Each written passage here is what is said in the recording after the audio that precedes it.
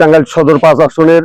সম্মানিত সংসদ সদস্য মাননীয় প্রতিমন্ত্রী মৎস্য প্রাণী সম্পদ মন্ত্রণালয়ের দায়িত্বে সুলতান সালাউদ্দিন টিপু ভাইয়ের নেতৃত্বে আমাদের এলাকার যে প্রবলেমগুলো হয় সেই প্রবলেমগুলোর সমস্যার সমাধানের কল্পে আজকে এই দুলচর গ্রামে যে ভাঙ্গন নদী ভাঙ্গন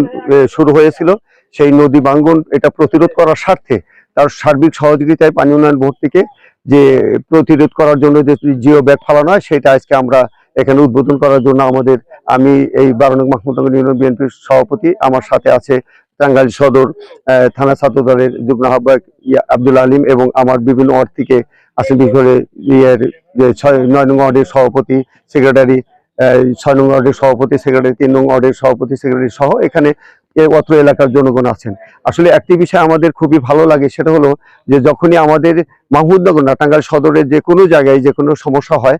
তৎক্ষণাৎ আমাদের এই মাননীয় মন্ত্রী সাহেব সেখানে আমাদের নজর দেন এবং সেটা সমস্যার সমাধানের জন্য চেষ্টা করেন। তারই ধারাবাহিকতায় আজকে আমাদের এখানে এই যে জিও ব্যাগ ফালাচ্ছি যাতে এই গ্রামের বাড়িগুলো না ভাঙে সেইটার কল্পে আমরা আশা করব যে এলাকার জনগণের সার্বিক সহযোগিতায় কখনোই আর এখান থেকে বাড়ি ভাঙবে না, এরকম একটা অবস্থানের ভিতরে আমরা সুলতান সালাউদ্দিন টুকু ভাইকে সবসময় বলে রাখবো এবং আমরাও তৎপর থাকবো। সবাইকে ধন্যবাদ। আসসালামু আলাইকুম।